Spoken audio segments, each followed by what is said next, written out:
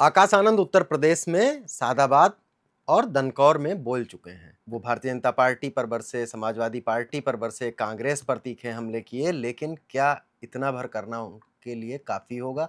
Bahujan Samaj party को उबारने के लिए, सत्ता तक पहुंचाने के लिए, कुछ उसका वोट प्रतिशत बढ़ाने के लिए क्या इतना भर काफ़ी होगा?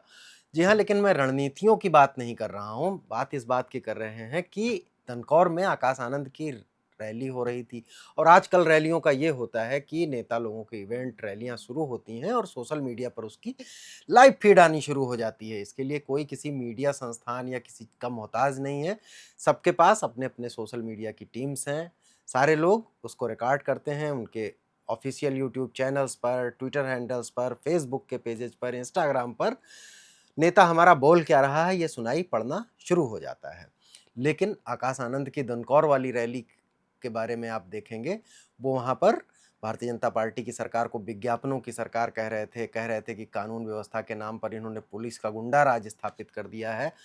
अखिलेश यादव को कह रहे थे पीडीए पीडीए करते हैं, दलित पिछड़ों का ध्यान नहीं रखते हैं और बार बार अपने रंग बदल लेते हैं। लेकिन ये सब बातें सोशल मीडिया पर नज़र नहीं आ रही थीं। लोग ढूंढ रहे थे कि आकाश आनंद क्या बोल रहे हैं, लेकिन ना तो कुछ बीएसपी के ट्विटर हैंडल पर था ऑफिशियल, ना उनके ऑफिशियल यूट्यूब पर था, ना आकाश आनंद के खुद के ट्विटर हैंडल पर कुछ भी नजर आ रहा था। बहन जी के ट्विटर हैंडल पर भी लोग गए कि शायद वहां हो, लेकिन वहां भी कुछ नहीं था। वही एक थोड़ी देर पहले का किया हुआ ट्वीट था जिसमें उन्होंने कहा था कि वो किसी से गठबंधन करके नहीं लड़ेंगी। सादाबाद वाली रैली में गनीमत फिर भी थी, क्योंकि वो पहली जनसभा थी एक राजनीतिक पुनर्वास की तरह आकाश आनंद की, तो शायद उस पर मीडिया ने भी कुछ ध्यान दिया था। इस वजह से मीडिया के लोगों के पहुंचने की वजह से सोशल मीडिया पर उसका थोड़ा बज़ था, उसकी थोड़ी क्लिप्स थी। लेकिन दनकौर में तो क्या ही था। दनकौर में बीएसपी के, आकाश आनंद के और यूट्यूब से और बहन जी के यूट्यूब पर कुछ नहीं था। लोग ट्विटर मीडिया पर ऐसे तलाशने लगे, टीवी चैनलों पर प्रेस कॉन्फ्रेंस लाइव नहीं आ रही थी। कुछ ने बाद में शुरुआत की, जिसमें आवाज़ की क्वालिटी इतनी गड़बड़ थी कि ये समझ में नहीं आ रहा था कि आकाश आनंद कह क्या रहे हैं। दूर से कैमरों से लोग उसे शूट कर रहे थे और उसके बाद वो यूट्यूब या चैनलों पर आ रहे थे। लेकिन ऐसी स्थिति क्यों है? भाजपा और कांग्रेस की बात अगर छोड़ भी दे, छात्रों की गूंज करते हैं राहुल गांधी पुणे में, वो उधर बोलना शुरू करते हैं, इधर पूरे देश में सोशल मीडिया पर ये सुनाई पड़ना शुरू हो जाता है कि वो क्या बोल रहे हैं। Bharatiya Janata party social media में माहिर ही है। तो फिर बसपा को लड़ना तो इन्हीं लोगों से है। समाजवादी पार्टी को ही ले लीजिए। समाजवादी पार्टी भी अखिलेश यादव अक्सर प्रेस कॉन्फ्रेंस लखनऊ में करते हैं और उसकी लाइव फीड तुरंत आना शुरू हो जाती है और उसके बाद उनकी पार्टी सोशल मीडिया के लोग उसकी क्लिप्स काटते हैं और वो लगातार सोशल मीडिया पर वायरल होती रहती हैं। उनके अनुकूल जो कुछ बातें होती हैं वो होती रहती हैं। अगर बसपा, सपा और कांग्रेस को छोड़ भी दें, तो भी अगर हम बहुजन राजनीति में भी जाएं तो चंद्रशेखर का उदाहरण ले लीजिए। चंद्रशेखर इस बात का उदाहरण है कि चंद्रशेखर बहुत एक्टिव रहते हैं, बहुत बोलते हैं, जहां पर तमाम बयान देते रहते हैं और संसद परिसर हो या जनसभा हो, उनकी बाइट तुरंत हाजिर होती है सोशल मीडिया पर। वो कहीं बिजनौर में भी दूर, अगर सुदूर इलाके में भी जाके नगीना में भी कुछ बोल रहे होते हैं तो कुछ ही देर में उनका कहा सोशल मीडिया पर वायरल जैसा होता है। मीडिया की कलम इस बात को ध्यान रखेगी कि जब जब मैंने जहां आपको बुलाया, आपने खड़ा उतरने का काम किया, आपने डंडा डंडा मौजूद है। ये यहाँ की बात नहीं है, ये फैसला तो एक हफ्ते पहले हुआ कि लखनऊ में आंदोलन होगा। तो जब अगर चंद्रशेखर ऐसा कर पा रहे हैं तो आकाश आनंद क्यों ऐसा नहीं कर पा रहे हैं? जबकि आप देखेंगे कि यूट्यूब या सोशल मीडिया के स्पेस पर बहुजन राजनीति, अम्बेडकराइट्स की एक पूरी जमात है जो उनके मुद्दों को उठाती है, उनको फैलाती है और हर मुद्दे पर अपनी राय व्यक्त करती है। तो फिर बसपा ऐसा क्यों नहीं कर पा रही है? आकाश आनंद भाजपा पर गरज रहे हैं, सपा को कटघरे में रख रहे हैं, कांग्रेस पे निशाना साध रहे हैं कि इसने हमेशा दलितों के साथ धोखा किया वगैरह वगैरह। लेकिन ये बातें लोगों तक कहाँ पहुंच रही हैं? अब क्या वो जमाना रह गया है कि नेता लोग जिले जिले में रैलियां करते थे और उनकी कही हुई बातें ही पहुंचती थी, अखबारों के माध्यम से पहुंचती थी? अब रैलियों की संख्या भी घटी है और हर रैली में मजमून बदल के बोला जाता है और हर कही बात को लोग उसी दिन सुनते हैं कि आज क्या कहा। जिसकी जितनी सोशल मीडिया पर चर्चा होती है, बाद में वही चर्चा कभी मीडिया पे हो जाती है और मीडिया की चर्चा कभी सोशल मीडिया पर हो जाती है। यानी एक तरह का पॉलिटिकल नैरेटिव बनाने के लिए ये बहुत ज़रूरी चीज़ है। लेकिन आकाश आनंद के दनकौर की रैली में ये कुछ नहीं दिखा। और अगर उनका जो विपक्ष बसपा के जो विरोधी ताकतें हैं, उनकी अगर बड़ी पार्टियों की छोड़ दीजिए, तो चंद्रशेखर इस बात के उदाहरण हैं कि उनकी रैलियां किस तरह कवर होती हैं, जबकि कई बार उनकी भी शिकायत रहती है कि मेन स्ट्रीम मीडिया हमें नहीं कवर करती है।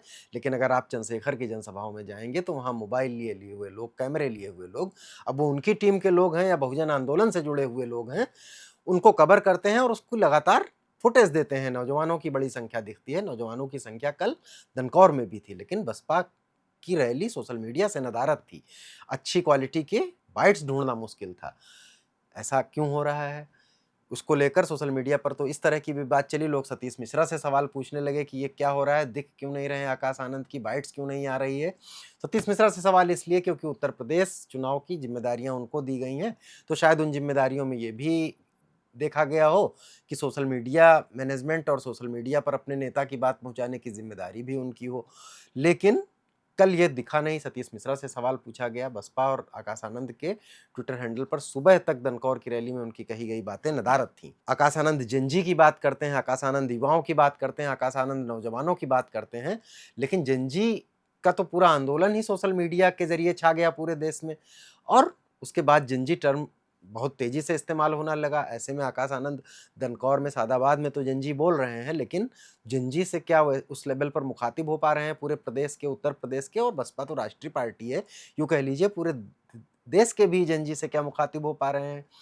और आकाश आनंद खुद युवा हैं, टेक्नोलॉजी को समझते हैं, टैब रखकर बोल रहे थे, कल आंकड़े गिना रहे थे। तो क्या उनके पास कोई टीम नहीं है?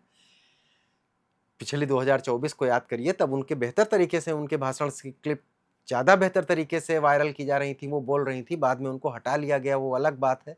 क्या आकाश आनंद के हाथ कुछ सीमित कर दिए गए हैं? बहन जी ने टिकट घोषित कर दिया लखनऊ मुख्यालय में, और आकाश आनंद को जाकर वहाँ पर एक भाषण के साथ केवल टिकट घोषित कर रहे हैं, क्योंकि आकाश आनंद इतने तो सक्षम हैं कि वो अपने साथ के नौजवानों के साथ एक ऐसी टीम बना सकते हैं जो लाइव फीड, लाइव कैसे जाएगा और सोशल मीडिया पर कैसे रैली का बज होगा, इसे क्रिएट कर सकते हैं। और कुछ एक पहले के मसलों में देखा भी गया है कि आकाश आनंद के कार्यक्रमों की कवरेज हुई थी और खूब दिखा सोशल मीडिया पर। लेकिन इस समय या बहुजन समाज पार्टी इसको उतनी तरीके से अपना नहीं पा रही है। पार्टी के कुछ लोग कहते हैं कि संसाधनों की कमी है, लेकिन इसमें ऐसे भी क्या संसाधन लगते हैं? और राजनीति करने के लिए ये तो न्यूनतम संसाधन इतने तो होने ही चाहिए कि आप सोशल मीडिया पर करें। आकाश आनंद वहाँ अच्छा बोले। सादाबाद में लोग कह रहे हैं कि वो थोड़ा, उनका तेवर जेनजी वाला था और दनकौर में थोड़ा मैच्योर तेवर दिखा। लेकिन ये तो वो लोग थे जो वहाँ रैली में मौजूद थे, जबकि सुनना सब लोग चाहते हैं जो रैली में जा पाए हों या ना जा पाए हों। दनकौर की रैली को दरियाबाद में, बलिया में बैठा भी आदमी सुनता है जो कि सुन नहीं पाया। वैसा बज नहीं क्रिएट हो पाया दनकौर की रैली का, क्योंकि सोशल मीडिया प्रेजेंस उस रैली की बहुत कम दिखी। इस बारे में बसपा को सोचना होगा। अब इसमें यही कहा जा रहा है कि अशोक सिद्धार्थ, जो कि आकाश आनंद के ससुर हैं, वो निकाल दिए गए थे। वो आकाश आनंद की पूरी टीम को मैनेज करते थे। आकाश आनंद के कार्यक्रमों को और उनकी जो फुटेज है उसको सोशल मीडिया पे आगे बढ़ाने का काम, लाइव फुटेज देने का काम वो करते थे। और आकाश आनंद के पास अभी अपनी कोई टीम है नहीं या उसको फ्री हैंड नहीं दिया गया है, ये भी सवाल उठता है। सवाल सतीश मिश्रा पे भी उठे, हालांकि सतीश मिश्रा सीनियर आदमी है, सोशल मीडिया के काम कोई और भी देखता है।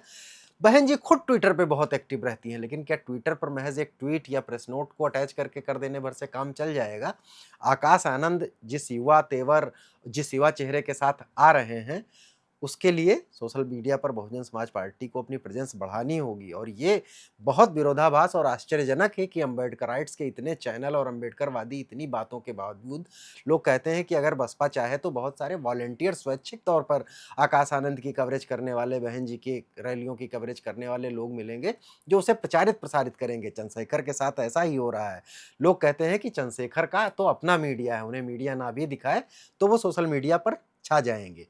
तो बसपा का मुकाबला सपा से है, भाजपा से है और कांग्रेस से है, जो कि तीनों बसपा के मुकाबले काफ़ी आगे हैं सोशल मीडिया पर। लेकिन बसपा को चंद्रशेखर से भी तो खतरा है। चंद्रशेखर की भी आलोचना बहन जी बिना नाम लिए कर चुकी हैं और चंद्रशेखर भी सोशल मीडिया पर उनसे कई कदम आगे हैं। ऐसे में बहुजन समाज पार्टी को इस बारे में सोचना होगा।